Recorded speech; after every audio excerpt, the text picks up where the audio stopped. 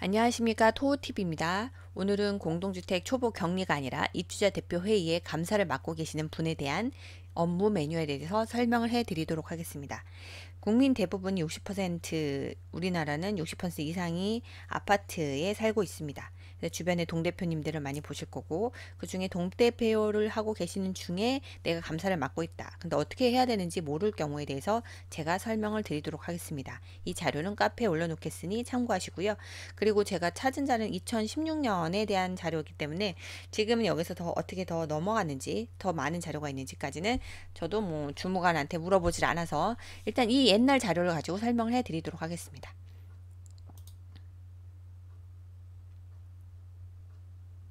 제일 먼저 공동주택 감사 업무 총론은 공동주택의 감사를 업무를 받고 있는 범위와 책임, 권한까지를 요약을 설명해 드리는 내용이고, 솔직히 제일 첫 번째 총론이 제일 중요합니다. 그리고 두 번째는 그 내용을 확인하신 다음에 감사를 어떻게 하는지, 그 요령이 첫 번째 회계와 계약 업무, 시설관리 업무 세 가지로 나눠볼 수가 있습니다. 감사의 법적 근거는 공동주택 관리의 제4조 3항에 규정이 되어 있고요. 여기 4조 3항에 규정되어 있고, 감사님이라면 요거는 어려운 숫자가 아니니까 공동주택관리법 시행규칙 제4조 3항 정도는 외워주시면 너무 좋을 것 같아요. 그리고 이하 공동주택관리법 시행령은 시행규칙은 규칙으로 명기가 되어 있으니 지켜야겠죠. 법으로 되어 있습니다. 감사는 관리비, 사용료 및 장기수완 충당금 등의 부과, 징수, 지출, 보관 등 회계관계 업무와 관리 업무 전반에 관하여, 여기 중요하죠. 회계만이 아니라 관리 업무 전반에 관해서 관리 주체 업무를 감사합니다. 관리 주체라 함은 자치하고 위탁하고 도급 다 상관없이 전체 우리가 입주자 대표 회의에서 의결하고 그거에 대해서 시행하는 그 모든 업무, 그리고 관리비를 부과한 업무, 그 모든 내용에 대해서 이제 업무를 감사할 수 있다는 거죠. 그래서 만약에 감사로서 자료를 요구했을 때 관리 주체에서 그 자료를 주지 않거나 거부를 했을 때는, 그때는 규칙 제4조 3항을 의무를 저버리게 되는 거죠. 그렇게 되면 그 업무 방해가 됩니다. 감사 업무 방해가 되는 거죠. 두 번째, 감사 실시 주체. 그러면 감사를 실시하는 주체는 누구이냐? 법적 근거는 했고, 그러면 입주자 대표 회의의 감사입니다. 단지별 감사 인원수는 관리규약으로 정해 있고 반드시 2명 이상으로 되어 있습니다. 그 중에 2명 이상을 선출하는 방법은 500세대 이상의 단지는 직선제, 500세대 미만 단지는 과반수 찬성인데, 사실은 이것 또한 500세대 이상이건 적게건 저는 개인적으로 다 직선제로 뽑아야 된다고 생각합니다. 감사 수감 주체, 감사는 관리 주체 업무를 감사한다로 규정되어 있고요. 감사를 받는 대상자 기관은 공동주택 집행기관 관리인 관리 주체입니다. 그래서 관리 주체는, 자치관리는 관리사무소장이 되겠죠. 위탁은 주택관리업자가 됩니다. 감사 대상 업무 범위, 감사는 관리비, 사용료, 장충, 부가, 징수, 지출, 보관 등에 관한 회계 관리에 대해서 감사 가능하고요. 그래서 그 감사 업무는 이렇게 63조, 64조, 규칙 29조, 30조 등에서 구체적으로 명시되어 있습니다. 그러니까 이게 어느 조항이 있는지 조항 정도만 적어 놓으시고 필요할 때 이걸 찾아서 보시면 됩니다. 그리고 감사 대상 자료는 문서, 장부, 대장, 예금 통장 모두 다 볼 수 있습니다. 감사의 감사 범위는 해당 감사 임기 내에 일어나는 관리 주체 업무에 한정되는 것이 아니며, 요거 기억해 주시기 바랍니다. 본인의 임기인 것이 아니라 그 전 것도 됩니다. 그래서 단지의 관리규약으로 정한 4조 3항에 규정된 감사 업무 범위 제한을 한다. 그러는 불법입니다. 그리고 다섯 번째, 관리 주체 업무 처리의 적합성 판단 기준.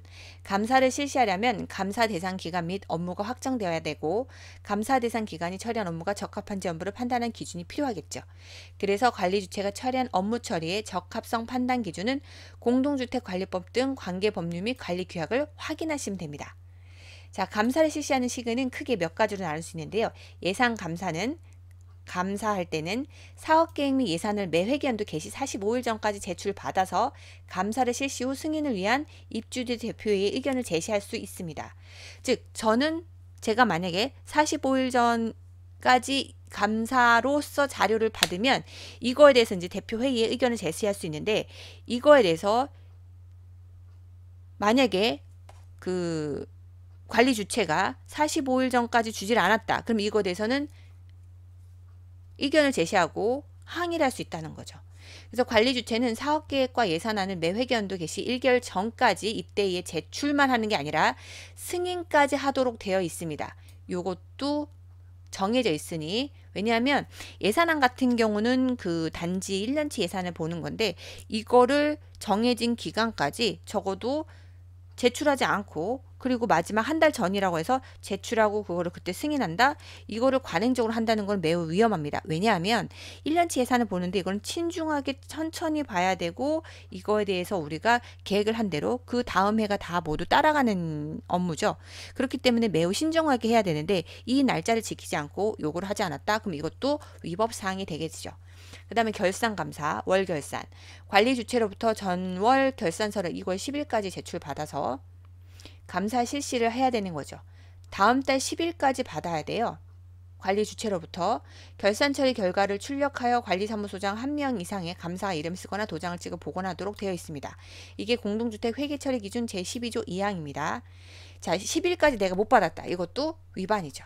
자, 연결산 보겠습니다. 관리 주체로부터 사업실적서 및 결산서를 회계연도 종료일로부터 45일 이내 제출받아 감사를 실시 후 사업실적서 및 결산서 승인을 위한 입주대표 의견 제시가 가능합니다.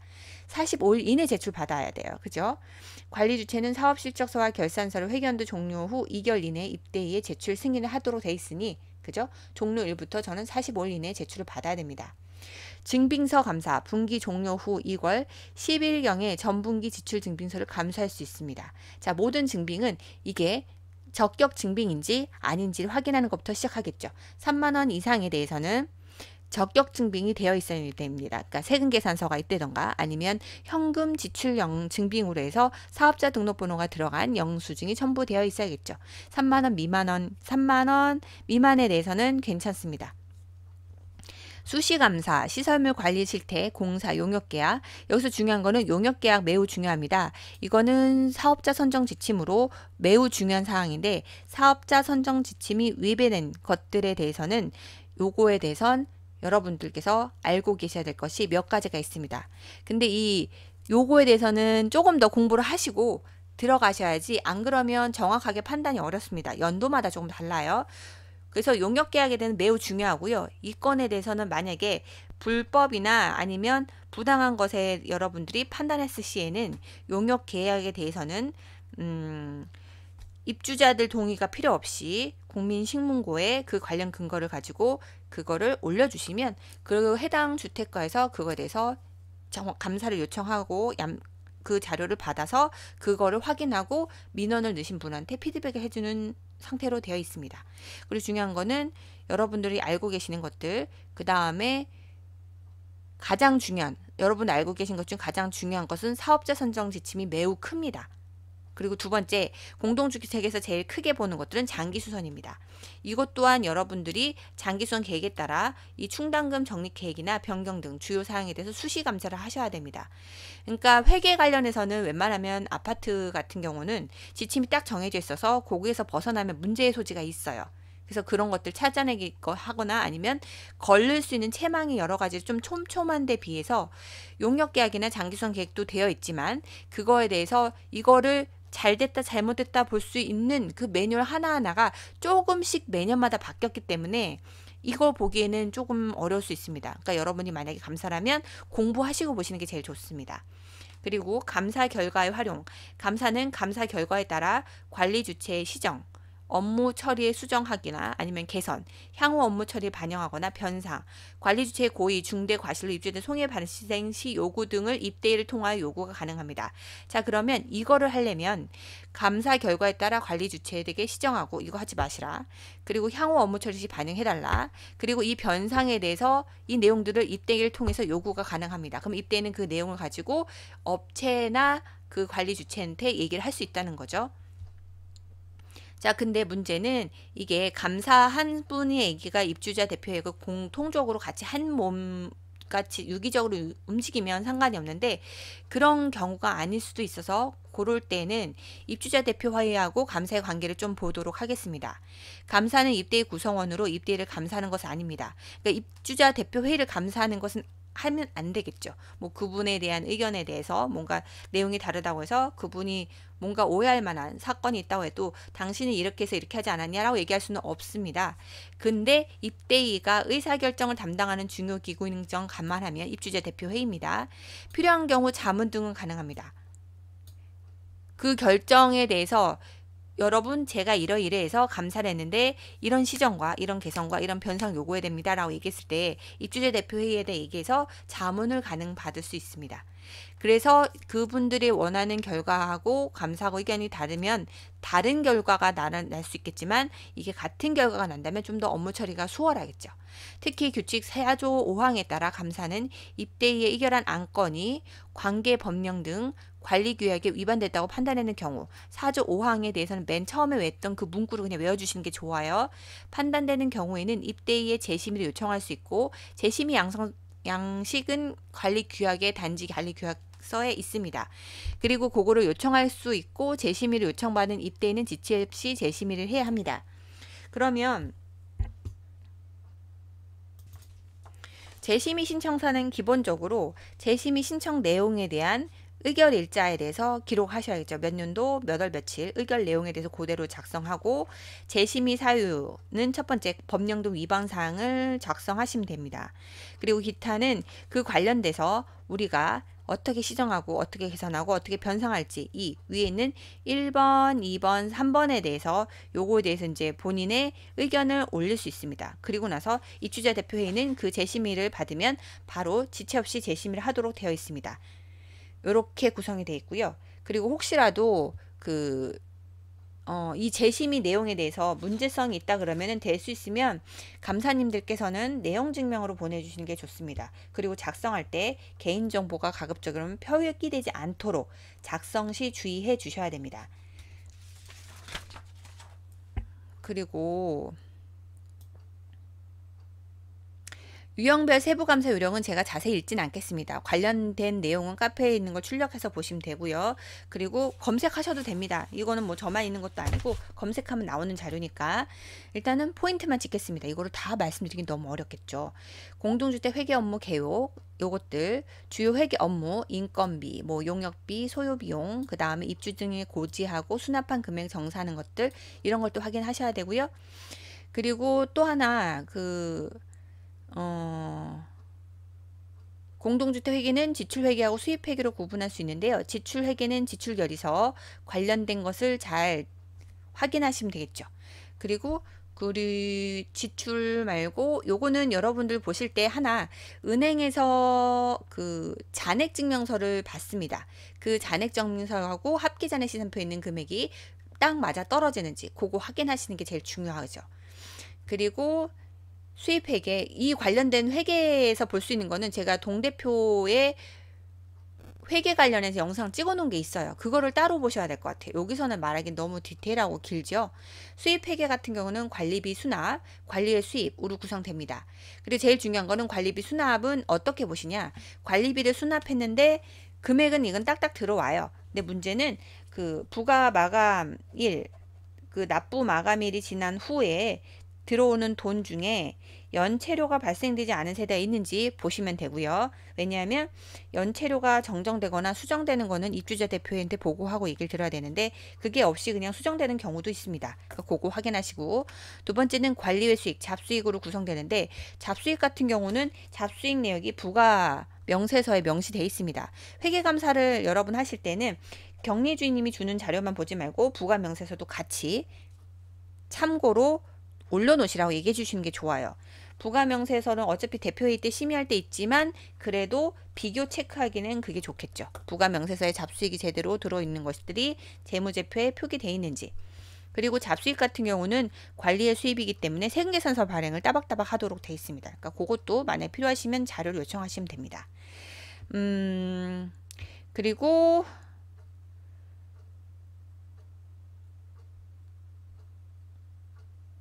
기타 회계 업무, 자금의 지출, 수입에 없는 회계 처리. 자, 그러면 기타 회계 업무는 자금의 지출, 수입이 없는 회계 처리.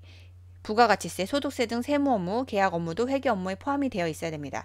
예를 들면 아파트에 있어서 시설을 수리하거나 보수하거나 이런 경우들, 아파트에 관련된 것들, 용역을 한 것들, 이런 것들이 다 전반적으로 보는데, 문제는 아파트하고 관계없이 아파트의 시설물이 뭔가 증축되거나 변경이 되면 그거는 회계상 기록이 남아 있어야겠죠. 돈이 주고 간 것만 기록이 되면 안 됩니다. 예를 들면 업체가 만약에 이 건에 대해서 기증하는 상태로 뭔가 해주겠다 하면 우리는 그거를 돈을 안 썼으니 우리는 이건 회계상 기록하지 않아라고 하지 않습니다. 그거는 우리 자산 수중 이익 뭐 이런 식으로 그 이득에 대한 것을 회계상 기록하도록 되어 있고요. 그거를 기록하도록 되어 있으면 그거를 기록해야만 합니다. 그리고 그 기록할 때는 그 관련된 증빙도 같이 첨부를 해야겠죠. 이런 것들은 아파트 관련된 업무뿐만 아니라 기업에서도 마찬가지입니다. 기업에서도 기부를 받아서 물건을 좀 썼다. 근데 그 기부받은 내용이 회계상 처리가 안 돼 있다.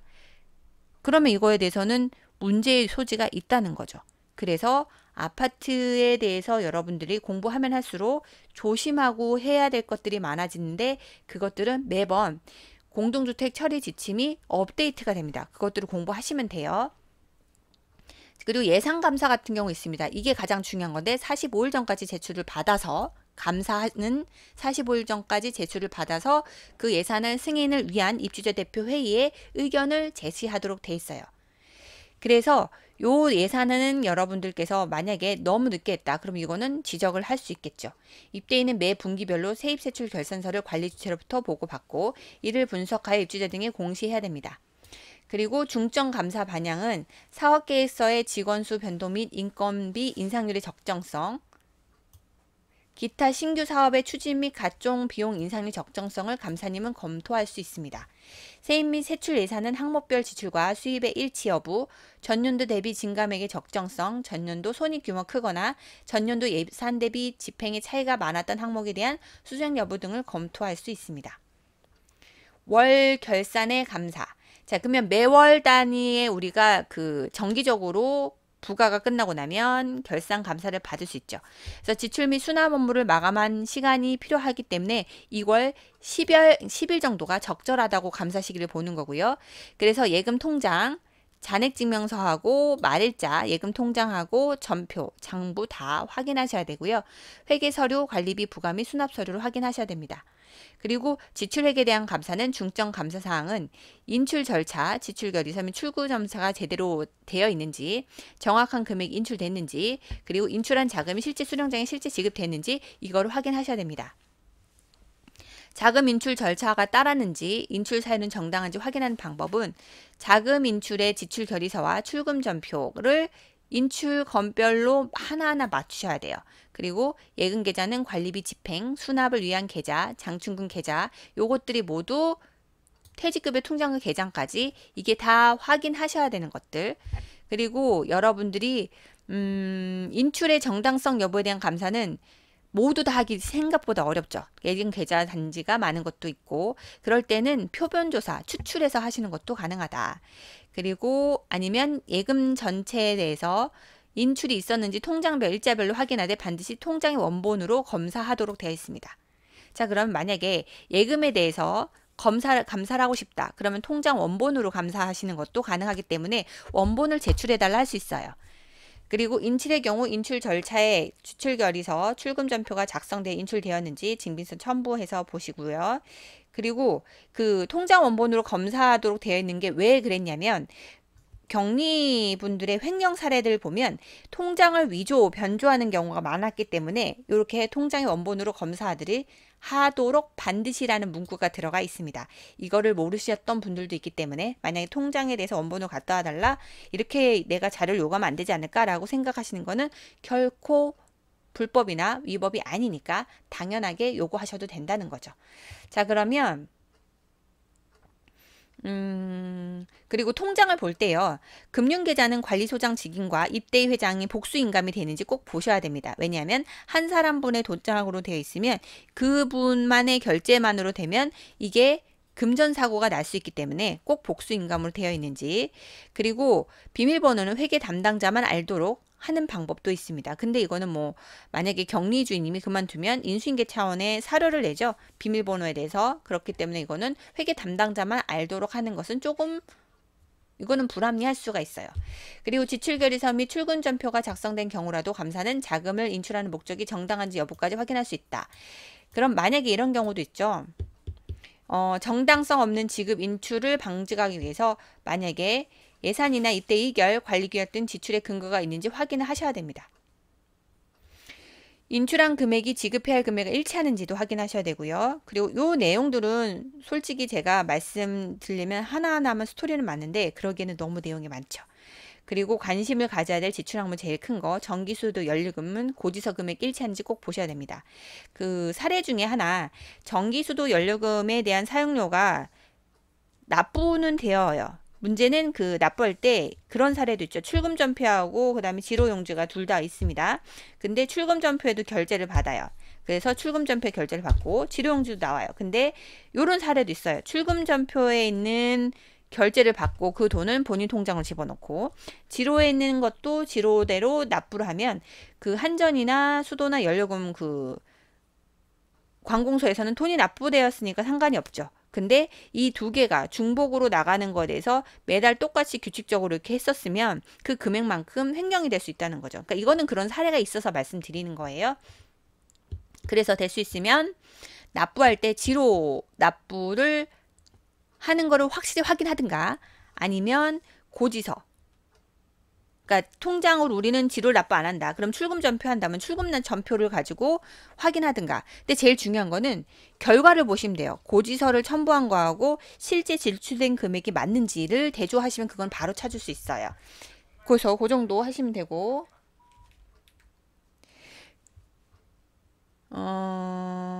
그리고 사용료에 대한 요금제 계약 방식하고 세대별 요금 부과 방식이 다른 경우도 확인하셔야 됩니다. 예를 들면 전기료 계약에 한전에는 단일 계약 방식 했는데 세대별 요금은 종합 계약 하든가 그러면 이제 금액이 조금 차이가 나겠죠. 이런 경우는 감사님이 찾아내 주시면 됩니다. 그리고 경비, 청소, 용역비에 대해서는 감액 사유가 발생한다면 용역대금에 공제해야 되므로 이 부분에 대해서 확인하셔야 되고요. 이거는 용역계약서를 한번 보셔야 되죠. 결근자 발생 시 대체근무자 투입하지 않거나 사대보험료 또는 퇴직급을 지급하지 않아도 되는 경우에 해당 금액을 공제함으로써 명시해야 된다. 이런 것들. 이런 경우는 용역대금 계약서를 보시면 되고요. 그리고 국민연금 관련된 것도 보셔야겠죠. 그리고 1년 미만 근속자 퇴직금 미지급도 제대로 확인하셔야 됩니다. 왜냐하면 미지급된 것이 있으면 잔액이 있어야 되는데 만약에 퇴직이 지급했다고 표기될 수도 있겠죠. 용역회사하고 잘못해서 그것도 보셔야 되고 세상 보실 게 참 많아요. 근데 이것들을 모두 공부하기는 어렵으니까 하나씩 공부하시면서 감사 업무를 하시면 됩니다. 수선 유지비 같은 경우도 마찬가지 300만 원 이상의 계약은 입찰이 돼야 되는데 300만 원 이상은 입찰을 안 하고 오히려 같은 업체한테 같은 비슷한 내용으로 쪼개고 공사한다는가 이런 것들도 보셔야 됩니다. 그리고 공사비의 적정성에 대한 확인은 견적서나 계약서, 공사비 지급 요청서 등에 대한 기재된 공사 인부수, 작업일수, 노임단가 이런 것들을 다양한 방법으로 검토하시면 됩니다. 자, 이런 것들은 여러분들이 확인할 게 많죠. 그냥 이거는 그냥 여러분이 만약에 내가 감사하면 출력해서 하나씩 보셔야 돼요. 그리고 관리대장, 잔고를 실물과 대조를 하도록 되어 있습니다. 근데 이걸 하기에는 너무 많죠? 그러면 어떻게 할까요? 검수한 결과 장부에 있는 관리대장에 있는 물품하고 사진 다 찍어서 달라고 하시면 돼요. 그렇게 하셔도 됩니다. 그리고 수령자에게 실제 지급 여부는 회계결의서에 첨부된 무통장 입금증, 영수증, 자동이체 사본 등 증빙서를 확인하시고 그리고 필요할 때에는 수령권자한테 전화로 문의하여 증빙의 정확성을 재확인하는 것도 감사 업무에 들어갑니다. 자, 그러면 요것들은 뭐 내용이 되게 많아요. 이거 말고도 30분 넘으면 여러분 지치니까 이거는 여러분 한번 보시고 안